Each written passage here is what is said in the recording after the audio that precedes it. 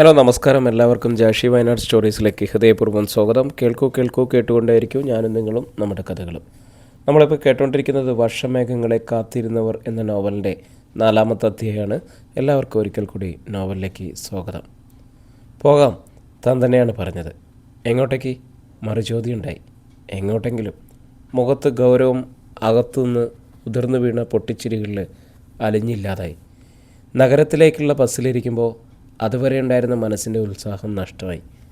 മൈലുകൾക്കകലിരുന്ന് താനെന്താണ് കാണിക്കുന്നത്? സ്വന്തം കാലിൽ നിൽക്കാനായപ്പോൾ എവിടെ നിന്നാണ് തനിക്ക് ധൈര്യം കിട്ടിയത്? സുരേട്ടൻ്റെ കാതുകളിലെങ്ങനെ ഇത് എത്തിയാലുണ്ടല്ലോ. ഓർക്കുമ്പോൾ ശരീരം തളരുന്നു. ബസ്സിറങ്ങി നേരെ പോയത് ഏതോ ഒരു വലിയ ഹോട്ടലിലേക്കായിരുന്നു. ഹോട്ടലിന് മുമ്പിൽ ഒരു നിമിഷം അമ്പരപ്പോടെ ആ മുഖത്ത് നോക്കി നിന്നു. തൻ്റെ ഭാവം കണ്ടിട്ടാവും അദ്ദേഹം ചോദിച്ചു, ഇത്രയ്ക്ക് പേടിയുള്ള ആളെന്തിനാണ് ഇപ്പോൾ ഇറങ്ങി തിരിച്ചിരിക്കുന്നത്? മുഖം കുനിച്ച് നിൽക്കുമ്പോൾ വീണ്ടും ചോദ്യം ഉണ്ടായി. ഊണ് കഴിക്കാൻ വരുന്നുണ്ടോ? സമ്മതഭാവത്തിൽ തലയാട്ടനെ കഴിഞ്ഞുള്ളൂ. നിശബ്ദം ആ കാലടികളെ പിന്തുടർന്നു. മുന്നിൽ മേശമേൽ നിറയിക്കുന്ന വിഭവങ്ങൾ വെറുതെ നോക്കിയിരിക്കുമ്പോൾ അദ്ദേഹത്തിനാകെ ദേഷ്യം വന്നെന്ന് തോന്നുന്നു. ഇതിനൊക്കെ പൈസ കൊടുക്കേണ്ടതാണ്. മുഖത്തെ ഭാവം മനസ്സിനെ നൊമ്പരപ്പെടുത്തുന്നു. മയത്തിൽ പെരുമാറാൻ അറിയില്ല എന്ന തോന്നൽ പെട്ടെന്നുണ്ടായി. സുനന്ദേ, എനിക്കൊരു കാര്യം വ്യക്തമായിട്ട് അറിയണം. അടുത്ത ചോദ്യം ഉടനെ ഉണ്ടായി. എന്താണ്? സുനന്ദ എന്നെ ഇഷ്ടപ്പെടുന്നുണ്ടോ? എന്താ ഇപ്പോഴിങ്ങനെ തോന്നാൻ? സുനന്ദയുടെ ഓരോ പെരുമാറ്റവും കാണുമ്പോൾ തോന്നിപ്പോകുന്നു. ഇഷ്ടമല്ലായിരുന്നെങ്കിൽ ഞാൻ ഇറങ്ങി വരുമായിരുന്നില്ലല്ലോ. ഇതിലും ഭേദം വരാതിരിക്കുകയായിരുന്നു. എത്ര പ്രതീക്ഷയോടെയാണ് ഞാൻ ഇങ്ങോട്ട് വന്നത്. ഇപ്പോൾ ഈ ഭാവവും പടുതിയൊക്കെ കാണുമ്പോൾ അദ്ദേഹം പൂർത്തിയാക്കാതെ നിർത്തി. കാണുമ്പോൾ പറയൂ, എനിക്ക് അങ്ങോട്ടുള്ളതിൻ്റെ ഒരു അംശം പോലും സുനന്ദയ്ക്ക് എന്നോടില്ലെന്ന് തോന്നുന്നു. മറുപടി എന്താണ് പറയേണ്ടതെന്ന് അറിയാതെയിരുന്നു. എങ്ങനെയാണ് ഹൃദയം തുറന്നു കാട്ടുക? ഉള്ളിലെ വിഭ്രമം എങ്ങനെയാണ് പറഞ്ഞറിയിക്കുക? ആകെ തെറ്റിദ്ധരിച്ചിരിക്കുകയാണ്. എങ്കിലും എന്തെങ്കിലും പറഞ്ഞേ തീരൂ. എൻ്റെ സ്ഥിതി അല്പം പോലും അറിയാതെയാണ് ഇതൊക്കെ പറയുന്നത്. ഒരിക്കലുമില്ല. അല്ലെന്ന് പറയുന്നു. പക്ഷേ ഇത് വീട്ടിലെങ്ങാനും അറിഞ്ഞാലെന്താ? എന്തായാലും ഒരിക്കലും അറിയേണ്ടതല്ലേ? അയ്യോ വേണ്ട. എന്ത് വേണ്ടെന്ന്? എനിക്ക് പേടിയാണ്. എന്തിനെന്നോ? നല്ല ചോദ്യം. ഇതൊക്കെ തെറ്റല്ലേ? ഞാനൊരു തെറ്റും കാണിക്കുന്നില്ല. അരുതാത്തൊന്നും നമ്മൾ ചെയ്യുന്നില്ലല്ലോ. മുഖത്ത് തറപ്പിച്ച് നോക്കിക്കൊണ്ടാണ് ചോദ്യം. തീഷ്ണതയേറുന്ന ആ കണ്ണുകൾ, ആ നോട്ടം ഹൃദയത്തിലേക്ക് ഇറങ്ങിച്ചെല്ലുന്നു. തല താഴ്ന്നുപോയി. ഒരു നിമിഷാർദ്ധം. ശരി, ഒരു കാര്യം കൂടി ചോദിക്കട്ടെ? ഇപ്പോഴേ അനുവാദം വാങ്ങി വെക്കാൻ വേണ്ടിയാണ്. ഒരു ഫിലിം കണ്ടിട്ട് മടങ്ങിയാൽ പോരെ? അയ്യോ വേണ്ട, എനിക്കറിയാം ഇതേ പറയുകയുള്ളെന്ന്. ഒരു നിമിഷം നിർത്തി വീണ്ടും തുടർന്നു. ശരി, ഇഷ്ടമില്ലെങ്കിൽ വേണ്ട, ഞാൻ നിർബന്ധിക്കുന്നില്ല. അദ്ദേഹം എഴുന്നേറ്റു. വാഷ് ബേസിനരികിൽ നിന്നും കൈ കഴുകുന്നതിനിടയിൽ വീണ്ടും ചോദ്യമുണ്ടായി. തിയേറ്ററിനടുത്താണ്. 5 മണിക്ക് പടം തീരും. എന്നിട്ട് പോയാൽ പോരെ? സ്വയം ഒരു തീരുമാനമെടുക്കാനാവാതെ നിന്നു. മനസ്സിലിട്ട് കൂട്ടിയും കുറച്ചും ഒരു ഉത്തരം കണ്ടുപിടിക്കാൻ നിമിഷങ്ങളെടുത്തു. ഉള്ളിൽ ചാഞ്ചല്യമുണ്ടായിരിക്കുന്നു. പ്രതീക്ഷയുടെ പൂത്തിരി കത്തുന്ന കണ്ണുകൾ തൻ്റെ മുഖത്ത് തങ്ങി നിൽക്കുന്നു. ഞാൻ വരാം. അത് പറയുമ്പോൾ ഒരു സമാധാനമായിരുന്നു ഉള്ളിൽ. എന്തായാലും ഇറങ്ങി തിരിച്ചില്ലേ? ഇത്രയും ആവാമെങ്കിൽ അതും ആയിക്കൊള്ളട്ടെ. തിയേറ്ററിനുള്ളിൽ ഇരുട്ട് വ്യാപിക്കുന്നതുവരെ തലയുയർത്താൻ കഴിഞ്ഞില്ല. നെഞ്ചിടിപ്പ് വർദ്ധിച്ചിരിക്കുന്നു. അവശേഷിച്ചിരുന്ന ആത്മധൈര്യമൊക്കെ ചോർന്നു പോയി കഴിഞ്ഞു. ഫിലിം തുടങ്ങിക്കഴിഞ്ഞപ്പോൾ തൻ്റെ കൈ ആ കൈക്കുള്ളിലാണ്. ആദ്യത്തെ സ്പർശം. ശരീരം കോരിത്തെരിച്ചു. കൈ വലിച്ചെടുക്കാൻ കഴിയുന്നില്ല. ദേഹം ആകെ തളർന്നു. കസേരയിൽ പിന്നോക്കം ചാഞ്ഞിരിക്കുമ്പോൾ സ്ക്രീനിൽ വന്ന് മറിയുന്നൊന്നും മനസ്സിൽ പതിയുന്നുണ്ടായിരുന്നില്ല. എത്ര നേരം ആയിരിപ്പ് തുറന്നൊന്നും ഓർമ്മയില്ല. അതെന്താണെന്ന് മനസ്സിലാകുന്നുണ്ടോ? സ്ക്രീനിൽ നോക്കിയാണ് ചോദിക്കുന്നത്. കണ്ണുകൾ ആ രംഗത്ത് പതിഞ്ഞപ്പോൾ ചൂളിപ്പോയി.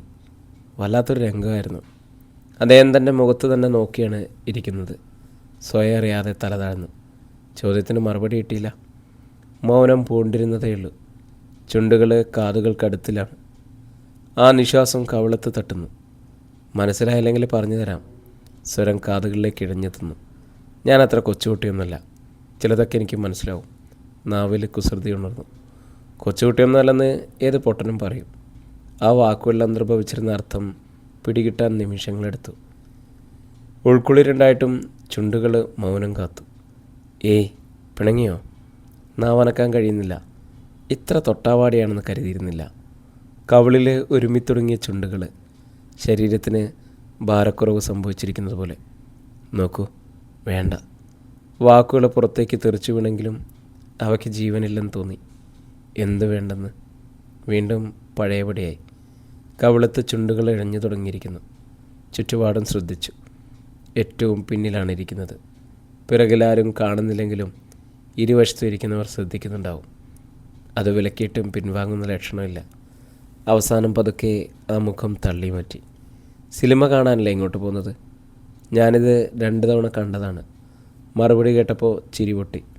പിന്നീട് അതൊക്കെ ഓർത്തിരുന്ന് എത്ര ചിരിച്ചു. തന്നെ ഒരു നോക്ക് കാണാൻ വേണ്ടി ഉറക്കം വിളിച്ച് ഓടിയെത്തിയിരുന്ന ആൾ. ഇല്ല, ഒന്നും ഓർക്കാതിരിക്കുന്നതാണ് നല്ലത്. ഇപ്പം മനസ്സിലാകുന്നു. യാഥാർത്ഥ്യങ്ങളെക്കാൾ നല്ലത് സ്വപ്നങ്ങളാണ്. തനിക്കെല്ലാം നഷ്ടപ്പെട്ടിരിക്കുന്നത്. എല്ലാം കൈവിട്ടുപോയ മനസ്സിൻ്റെ ചൈതന്യം പോലും.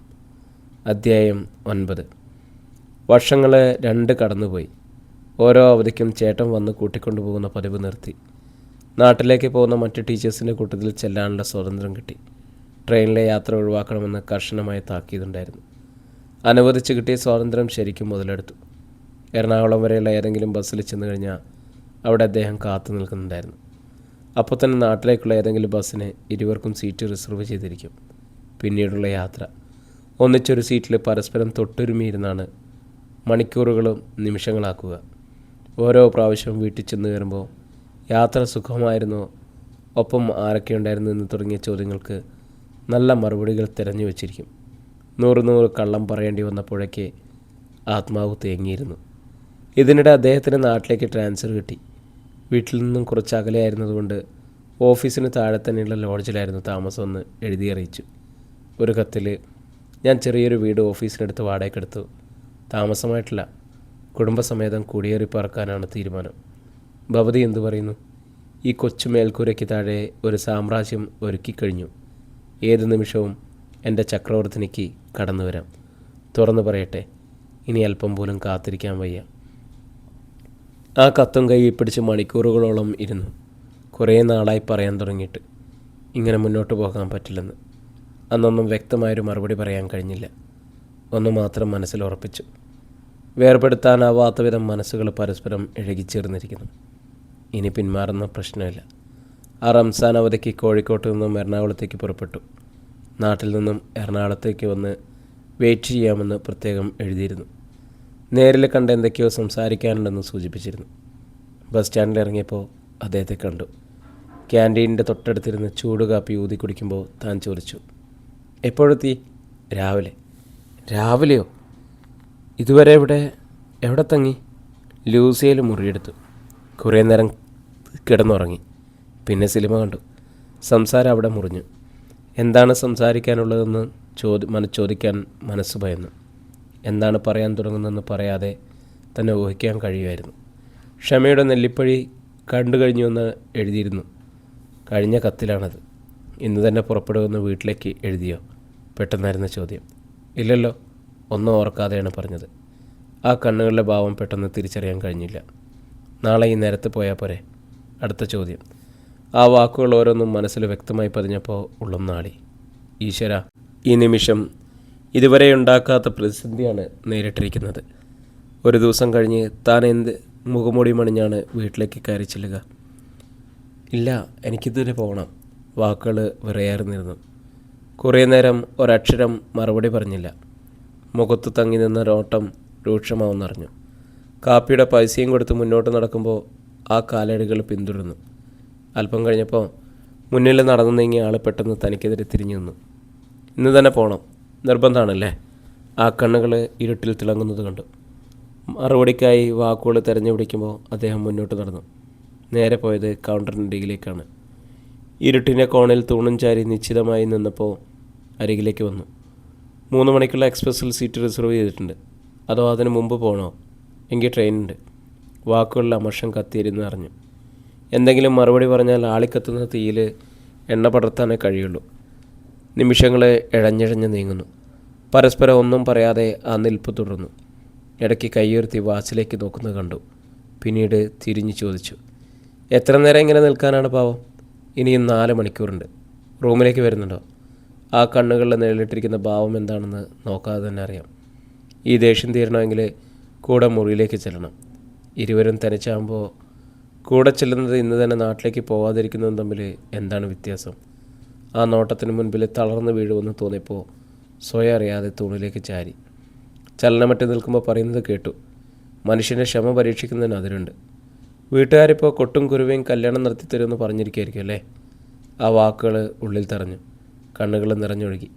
എന്തെങ്കിലും പറഞ്ഞാൽ ഉടനെ കരച്ചിലായി പിഴിച്ചിലായി. തേങ്ങലുകൾ അടർന്നു വീണപ്പോൾ ശ്വാസനാസുരമായിരുന്നു. ദേ, ഇത് ഹോട്ടൽ മുറിയൊന്നല്ല, ബസ് സ്റ്റാൻഡാണ്. കരച്ചിലൊക്കെ വീട്ടിൽ ചെന്നിട്ട് സാരി തലപ്പെടുത്ത് കണ്ണുകൾ തുടച്ച്. എല്ലാം നേരെയാവുമെന്ന് പറഞ്ഞ് മൂക്കിൽ പല്ല് കിളിർക്കുന്നവരെ വെച്ചുകൊണ്ടിരുന്നുള്ളൂ. അടുത്ത അമ്പാണ്. ഉടനെ ആരിത്തണുക്കുന്ന ദേഷ്യമൊന്നുമല്ല ഉള്ളിലുള്ളതെന്ന് തോന്നി. ഞാൻ എൻ്റെ വീട്ടുകാരോട് തുറന്നു പറഞ്ഞു. സുനന്ദയുടെ ഭാവം എനിക്ക് മനസ്സിലാവുന്നില്ല എപ്പോഴും. പറയൂ, എന്താണ് ഉദ്ദേശം? നല്ലൊരു ബന്ധം കിട്ടുമ്പോൾ എന്നെ വെറുതെ തഴയാനാണെങ്കിൽ തുറന്നു പറഞ്ഞേക്കൂ. വെറുതെ വെഡ്ഡിയാവുന്നതിനേക്കാൾ ഭേദം അതാണ്. ഇല്ല, എനിക്കങ്ങനെ ഉദ്ദേശമൊന്നുമില്ല, പെട്ടെന്ന് മറുപടി പറഞ്ഞു. പിന്നെ എന്തിനാ ഈ അകൽച്ച? എന്താണ് പറയുക? ഇന്നും അത്ഭുതം തോന്നുന്നു. അന്ന് കാട്ടിയ ആ ഉൾവലിവ് എന്തിനായിരുന്നു? എന്തായാലും ഇരുവരുടെയും വീട്ടുകാർ സ്വയം അറിഞ്ഞുകൊണ്ട് ഒരു മണിയറ ഒരുക്കിത്തരില്ലെന്ന് നന്നായി ബോധ്യമുണ്ട്. പിന്നെന്തിനാണ് ആ വാശി കാണിച്ചത്? ആ തൂണിൻ്റെ മറവിൽ എത്ര നേരം നിന്നുവെന്ന് അറിഞ്ഞില്ല. കുറേ കഴിഞ്ഞപ്പോൾ പറഞ്ഞു, ഇവിടെ നിന്ന് കാല് കഴിക്കണ്ട, ആ വെയിറ്റിംഗ് റൂമിൽ പോയിരിക്കൂ. അനങ്ങാൻ പോയില്ല.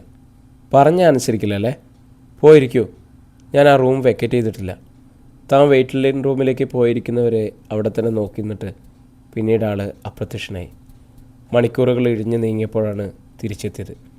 ബസ്സിന് അല്പസമയം മാത്രം ബാക്കി നിൽക്കെ പെട്ടെന്ന് എവിടെ നിന്ന് സൂട്ട് കേസുമായി പ്രത്യക്ഷപ്പെട്ടു. മനഃപൂർവ്വം വൈകിയതാണെന്ന് മനസ്സിലായി. ബസ്സിലൊരു സീറ്റിൽ ഒന്നിച്ചിരുന്നപ്പോഴും ദേഷ്യം മാറിയിരുന്നില്ല. ഇരുവർക്കിടയിൽ കുറച്ച് സ്ഥലം ഒഴിഞ്ഞു കിടക്കുന്നു. പതിവ് അങ്ങനെയായിരുന്നില്ല. വാശി. പതുക്കെ മാറിക്കൊള്ളുമെന്ന് കരുതി ബസ് പുറപ്പെട്ടു. നിമിഷങ്ങൾ കഴിഞ്ഞിട്ടും അതേ ഇരിപ്പാണ്. ബസ്സത്തിൻ്റെ കുലുക്കത്തിനിടയിലെങ്ങാനും അറിയാതെ മുട്ടിയിരുമിയ തീ കൊണ്ടെന്ന പോലെ അകന്നിരിക്കും. ദേഷ്യം തണുപ്പിക്കാൻ താൻ പതുക്കെ ആ തോളത്തേക്ക് ചാരിയിരുന്നു. പെട്ടെന്നായിരുന്നു പ്രതികരണം. വേണ്ട വേണ്ട, തൊട്ട ഒരുങ്ങുന്നല്ലേ, പഴയ പോലെ ഇരുന്നാൽ മതി. പിടിച്ചകറ്റിയപ്പോൾ ആകെ മരവിച്ചു പോയി. പിന്നീട് അതേ അകൽച്ച ഭാവിച്ചിരുന്നു. മുടിയിഴകൾ കാറ്റിൽ പറന്ന് കളിച്ച് ആ മുഖത്തേക്ക് ചെന്ന് തട്ടുന്നുണ്ടായിരുന്നു. ശല്യം. ഇതൊന്ന് ഒതുക്കി വെക്കുന്നുണ്ടോ? ഒതുക്കി വെച്ച് നോക്കി.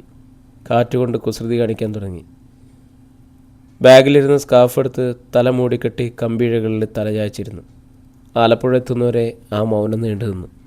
സ്റ്റാൻഡിൽ നിന്ന് ഇറങ്ങി പുകവലിച്ച് തള്ളുന്നത് നോക്കിയിരുന്നു. താനിരുന്ന ഭാഗത്തേക്ക് ശ്രദ്ധിക്കുന്ന പോലുമില്ല. ബസ് വീണ്ടും പുറപ്പെട്ടപ്പോൾ കയറി വന്നു. കയ്യിൽ 2 മുഴുത്ത ഓറഞ്ച്. തൻ്റെ നേരെ നീട്ടിയപ്പോൾ അതുവരെ ഇല്ലാത്ത വാശി തോന്നി. വാങ്ങിയില്ല. ഒരു നിമിഷം ഓറഞ്ച് 2 കമ്പിയഴികളിലൂടെ പുറത്തേക്ക് പറക്കുന്നത് കണ്ടു. അത്രയും ചെയ്യുമെന്ന് തീരെ പ്രതീക്ഷിച്ചില്ല. പഴയ അകൽച്ച ഭാവിച്ച് വീണ്ടും യാത്ര തുറന്നു. കമ്പിയഴികളിൽ മുഖമർത്തി തേങ്ങുമ്പോൾ ഉള്ളിൽ മറ്റൊന്നായിരുന്നു. ഈ നിമിഷങ്ങൾക്ക് വേണ്ടിയാണോ കഴിഞ്ഞ ഓരോ രാത്രികളും തള്ളി നീക്കിയത്? ഇങ്ങനെയാണോ കഴിഞ്ഞ ഓരോ യാത്രയും കടന്നുപോയത്? മുട്ടിയുരുമി ആ തോളത്ത് തലയാച്ചിരിക്കുമ്പോൾ ലഭിച്ചിട്ടുള്ള നിർവൃതി. ഇപ്പോൾ ഈ ശപിക്കപ്പെട്ട നിമിഷങ്ങളായിരുന്നു താൻ സ്വപ്നം കണ്ടിരുന്നത്. ഓർക്കുന്തോറും കുറ്റബോധം മനസ്സിൽ നിഴലിട്ടു. എത്ര പ്രതീക്ഷയോടെ ആയിരിക്കും ഓടിയെത്തിയിരിക്കുക. എന്നിട്ടും താൻ നൽകിയത് എന്താണ്? തേങ്ങലുകൾ അടർന്നു വീണു. കരയാതിരിക്കാൻ എത്ര ശ്രമിച്ചിട്ടും കരഞ്ഞുപോയി. ഓർക്കാതിരുന്ന ഒരു നിമിഷത്തിൽ ആ കൈകളുടെ സ്പർശനം അറിഞ്ഞു. തന്നെ പിടിച്ച് മാറത്തോട് ചേർത്ത് വെക്കുമ്പോൾ തേങ്ങലുകൾ അടക്കാൻ പാടുപെട്ടു. ഉറങ്ങുന്ന മട്ടിൽ ആ മാറത്ത് തലചായ്ച്ചു. ചുണ്ടുകൾ നെറുകയിൽ സ്പർശിച്ചപ്പോൾ ഉള്ളിലൊരു തണുപ്പ് വീണു. പിന്നീട് ഒന്നിച്ച് ജീവിക്കുവാൻ തുടങ്ങിയപ്പോൾ അന്നത്തെ ആ സംഭവത്തെക്കുറിച്ച് പറഞ്ഞ് എത്ര ചിരിച്ചിരിക്കുന്നു. അന്ന് കാണിച്ച ദേഷ്യവും അക്ഷമയും അതേപ്പറ്റി താൻ മിക്കപ്പോഴും കളിയാക്കിയിട്ടുണ്ട്. ഒരിക്കലെന്തോ പറഞ്ഞു വന്ന കൂട്ടത്തിൽ അദ്ദേഹം തന്നെ സമ്മതിച്ചു പറഞ്ഞു. ആ കാര്യത്തിൽ നിന്നെ ഞാൻ സമ്മതിച്ചു തന്നിരിക്കുന്നു. എന്താണ് ഉദ്ദേശിച്ചതെന്ന് വ്യക്തമായില്ല. ചോദിച്ചപ്പോൾ വിശദീകരണം ഉണ്ടായി. വിളിച്ചപ്പോൾ നീ വരാതിരുന്നത് തന്നെ നന്നായി. അതെന്താ? അന്ന് നീ വന്നിരുന്നെങ്കിൽ നിനക്ക് ഞാനിട്ട മാർക്കിലൊരു 25% കുറഞ്ഞേനെ. എന്തും തുറന്നറച്ച് പ്രകൃതമായതുകൊണ്ട് പറഞ്ഞു പോയതാണ്. പക്ഷെ ഒരാഴ്ച പിണങ്ങി നടക്കാൻ തനിക്ക് മതിയായ കാരണമുണ്ടായി. അന്ന് തന്നോട് കാണിച്ച ദേഷ്യം ഓർക്കുമ്പോഴായിരുന്നു പിണക്കത്തിൻ്റെ ആഴം വർദ്ധിച്ചത്. പിണക്കം മാറ്റാൻ അദ്ദേഹം തന്നെ മുൻകൈ എടുത്തു. എൻ്റെ മോളെ, ഞാൻ വെറുതെ പറഞ്ഞതല്ലേ. അന്ന് ഞാൻ വന്നിരുന്നെങ്കിൽ പിന്നീട് നിങ്ങളെന്നെ പുറന്തള്ളുമായിരുന്നില്ലേ? മനസ്സിൽ വീർപ്പ് മുട്ടിയുന്ന ചോദ്യമായിരുന്നു. നിനക്കങ്ങനെ തോന്നുന്നതാണ് അത്ഭുതം തോന്നുന്നത്. നോക്കൂ, ഒരു രാത്രിക്ക് വേണ്ടിയാണ് നിന്നെ ഞാൻ സ്നേഹിച്ചിരുന്നതെങ്കിൽ ഇപ്പോഴും എനിക്ക് നിന്നെ പുറന്തള്ളിക്കൂടെ? ഇപ്പോഴും അത്ഭുതം തോന്നുന്നു. അത് എറണാകുളത്ത് വെച്ച് കാണിച്ച ആ വാശി എന്തിനായിരുന്നു? 2 ആഴ്ച കഴിഞ്ഞ് പിന്നീടുണ്ടായത് ആ കൈകളിലേക്ക് തളർന്നു വീണത് താൻ തന്നെയായിരുന്നില്ലേ? അധ്യായം 10. നാട്ടിലെത്തിയ ഒരു ദിവസം രാവിലെ യാത്ര കഴിഞ്ഞ് ആലസ്യത്തോടെ ചെന്ന് കയറിയപ്പോൾ സുരേട്ടനിൽ നിന്നും പതിവ് ചോദ്യങ്ങളുണ്ടായി. ഒരുമിച്ചുള്ള ഓരോ യാത്രയും കഴിഞ്ഞ് വീട്ടിൽ ചെന്ന് കയറുന്നത് കനം തൂങ്ങുന്ന മനസ്സുമായിട്ടാണ്. ലോഡ്ജിലെ കൂട്ടുകാരോടൊപ്പമാണ് ചെല്ലുന്നതെന്ന് പറഞ്ഞ് ആശ്വസിപ്പിച്ചു. പക്ഷെ അന്ന് ഓഫീസിൽ നിന്നും ഏട്ടൻ മടങ്ങിയെത്തിയപ്പോൾ സന്ധ്യ മയങ്ങി തുടങ്ങിയിരിക്കുന്നു. അകത്ത മുറിയിൽ അമ്മയോട് ലോഡ്ജിലെയും സ്കൂളിലെയും വിശേഷങ്ങൾ പറഞ്ഞ് ഇരിക്കുകയായിരുന്നു. സംഭാഷണം ശ്രദ്ധിച്ചുകൊണ്ട് സുരേട്ടൻ്റെ മോള് മടിയിലിരിക്കുകയാണ്.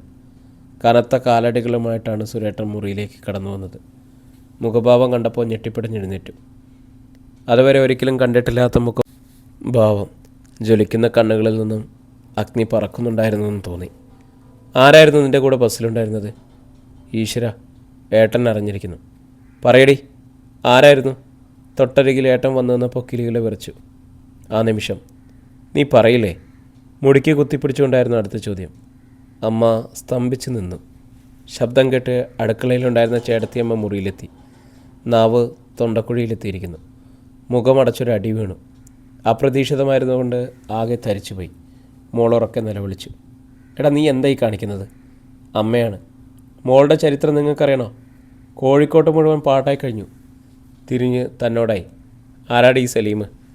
എല്ലാം അറിഞ്ഞിരിക്കുന്നു. ഇനി ഒളിച്ചിട്ട് കാര്യമില്ല. എടി, നിൻ്റെ നാവിറങ്ങിപ്പോയോ? പറയാൻ ആരാണ് ഈ സലീം? ഞാൻ ഇഷ്ടപ്പെടുന്ന ആൾ. വിക്കിയാണ് പറഞ്ഞത്. പിന്നെ എന്താണ് നടന്നതെന്ന് ഒരുക്കം കൂടി കഴിയുന്നില്ല. തലങ്ങും വിലങ്ങും അടി വീണു. ഒരടി ചുണ്ടത്താണ് വീണത്. ചുണ്ടുപൊട്ടി ചോരയൊഴുകി. മാറത്തേക്ക് ഇറ്റിറ്റ് വീണു. കണ്ടമ്പരം നിന്ന മോള് ഉറക്കം നിലവിളിച്ചു. എത്ര നിയന്ത്രിച്ചിട്ടും കണ്ണുനീര് കവിളിലൂടെ ഒഴുകി വീണുകൊണ്ടിരുന്നു. അമ്മയും ഏടത്തിയും ഇടയ്ക്ക് വന്ന് വീണില്ലായിരുന്നെങ്കിൽ അന്ന് എന്ത് സംഭവിക്കായിരുന്നു?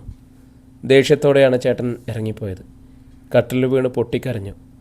അമ്മ സ്വയം തലക്കടിച്ച് താഴെയിരുന്നു. ശരീരത്തിനേറ്റ വേദന ആ നിമിഷം കൊണ്ട് തീർന്നിരുന്നു. എൻ്റെ ഏട്ടൻ്റെ വാക്കുകളായിരുന്നു മനസ്സിൽ. നിനക്കൊരു മേത്തനെ കണ്ടുപിടിക്കാൻ മാത്രമേ കഴിഞ്ഞുള്ളൂ അല്ലേ? ആ വാക്കുകൾ ഏറ്റ മുറിവ് ഇന്നും ഉണങ്ങിയിട്ടില്ല. ഏട്ടനിൽ നിന്ന് മാത്രമാണോ അത് കേൾക്കേണ്ടി വന്നത്? പിന്നീട് ആരൊക്കെ ഒളിഞ്ഞും തെളിഞ്ഞും ആ പദം പറഞ്ഞു, ആക്ഷേപിച്ചു. മേത്തൻ്റെ കൂടെ പോയവൾ. ഈശ്വര, ഈ കുടുംബത്തിൽ ഇതുവരെ ഒരു മാനക്കേടുണ്ടായിട്ടില്ല. ഇനി അമ്മ തേങ്ങുകയാണ്. എല്ലാം കേട്ടു. അന്ന് വീട്ടിൽ ആരും അത്താഴം ഉണ്ടില്ല. കട്ടിൽ അതേ കിടപ്പ് കിടക്കുമ്പോൾ മുന്നിലുണ്ടായിരുന്നത് ഇരുട്ട് മാത്രമാണ്. പിറ്റേ ദിവസം മുതൽ നേരിടേണ്ടി വന്ന മുഖങ്ങൾ. അന്ന് വൈകുന്നേരം സൗമിനി ചേച്ചി വന്നു. കുറേ കുറ്റപ്പെടുത്തി സംസാരിച്ചു. എല്ലാം നിശബ്ദം കേട്ടു നിന്നു. നിനക്ക് സ്വജാതയുള്ള ആരെയും കിട്ടിയില്ലേ പ്രേമിക്കാൻ? കടത്തിനെ കിടക്കുന്ന ഒരുത്തനായിരുന്നെങ്കിലും ഞങ്ങൾ അന്തസ്സോടെ കല്യാണം നടത്തി തരുമായിരുന്നല്ലോ. അത് കേട്ടപ്പോൾ അമർഷം പൊതഞ്ഞു പൊന്തി. ഞാൻ കണ്ടുപിടിച്ചത് പുരുഷനെയാണ്. നിനക്ക് അഹങ്കാരം കുറച്ച് കൂടിപ്പോയി. ഇതൊക്കെ ഇപ്പോഴിങ്ങനെ തോന്നുന്നതാ. പ്രായത്തിൻ്റെ ഊറ്റം കൊണ്ടാണ്. മറുപടി പറഞ്ഞില്ല. ആർക്കും എന്തും പറയാം. പറയട്ടെ. എടീ, ഒരു പുരുഷനെയും കണ്ണടച്ച് വിശ്വസിക്കരുത്. ഈ പുതിയ അറിവ് ചേച്ചിക്ക് എങ്ങനെ കിട്ടി? ദേഷ്യത്തോടെയായിരുന്നു ചോദിച്ചത്. ചേച്ചിയുടെ രൂക്ഷമായ നോട്ടമായിരുന്നു മറുപടി. കുറേ നേരം കഴിഞ്ഞപ്പോൾ പിന്നെ അനുനയത്തിലായി. സുനി, കഴിഞ്ഞതൊക്കെ മറക്കൂ. സുരേട്ടന് എത്ര വിഷമമുണ്ടെന്ന് നിനക്കറിയാവോ? ഇന്ന് ഏട്ടൻ ഓഫീസിൽ വന്ന് കാര്യമൊക്കെ പറഞ്ഞപ്പോൾ ആ കണ്ണുകൾ നിറയുന്നത് ഞാൻ കണ്ടതാണ്. നമ്മളായിട്ട് ഏട്ടനെ ദുഃഖിപ്പിക്കരുത്. കേട്ടപ്പോൾ സ്വയം അറിയാതെ വിങ്ങിപ്പൊട്ടി. അറിയാം, ആ മനസ്സ് തേങ്ങുന്ന കാഴ്ച കൺമുമ്പിലുണ്ട്. ഈശ്വര, ഞാനൊരു പാവയാണ്. ഉള്ളിൽ നിറഞ്ഞത് ആത്മനിന്ദ മാത്രമായിരുന്നു. പിന്നീട് ഒരു ഉറച്ച തീരുമാനം കൈകൊണ്ടപ്പോഴും ഉള്ളം തേങ്ങയായിരുന്നു. സുരേട്ടൻ പിന്നീട് മുഖത്തേക്ക് നോക്കിയില്ല. ഏടത്തിയമ്മ കനത്ത മുഖമായിട്ട് നടന്നു. ആവശ്യമില്ലാത്ത സന്ദർഭങ്ങളിൽ പോലും കൊള്ളിവാക്കുകൾ തിരികെ കയറ്റി അമ്മ മൂകയായി. അനിതമോൾ മാത്രം എന്തെങ്കിലും 2 വാക്കുകൾ സംസാരിക്കാനെത്തും. വിശപ്പും ദാഹവും മറന്ന ദിവസങ്ങൾ. കഴിയുന്നതും മുറിക്കുള്ളിൽ തന്നെ കഴിച്ചുകൂട്ടി. അണിയറയിൽ നടക്കുന്ന ചരടുവലികൾ പെട്ടെന്ന് ഗ്രഹിക്കാൻ മനസ്സിന് കഴിഞ്ഞു. ആ ഞായറാഴ്ച പെണ്ണ് കാണാനെത്തിയവരുടെ മുൻപിൽ ജീവച്ഛവമായിട്ട് നിന്നുകൊടുത്തു. മനസ്സിൻ്റെ ഇച്ഛാശക്തികൾ നഷ്ടപ്പെട്ടിരുന്ന നിമിഷങ്ങളായിരുന്നത്. ആ വെക്കേഷൻ തീരുന്നതിന് മുമ്പ് തന്നെ കല്യാണം നടത്താൻ തീരുമാനിച്ചപ്പോൾ ഉണ്ടായ ഉൾക്കിടലം. ഉള്ളിൽ തികട്ടി വന്നത് ആ വാക്കുകളായിരുന്നു. നല്ലൊരു ബന്ധം കിട്ടുമ്പോൾ എന്നെ തഴയാനാണ് ഭാവമല്ലേ? ഈർച്ചവാള പോലെ ഹൃദയത്തിൽ ആഴ്ന്നിറങ്ങിയ വാക്കുകൾ. ഇല്ല, ഈ ജന്മം മറ്റൊരാളുടേതാവാനും കഴിയില്ല. ഇന്ന് വരട്ടെ, ഒന്നുകിൽ ഒരുമിച്ച് ജീവിക്കും, ഇല്ലെങ്കിൽ പ്രിയരെ ക്ഷമിക്കണം. ഇന്ന് നമ്മുടെ നോവലിൽ കുറച്ച് സമയം കുറവുണ്ട്. നാളെ നമുക്ക് അത് കുറച്ചുകൂടി കൂട്ടിയിട്ട് അപ്ലോഡ് ചെയ്യാം. ഒത്തിരി സ്നേഹത്തോടെ നിങ്ങളുടെ സ്വന്തം ജാഷി വയനാടാണ്. കേൾക്കൂ കേൾക്കൂ, കേട്ടുകൊണ്ടേയിരിക്കും.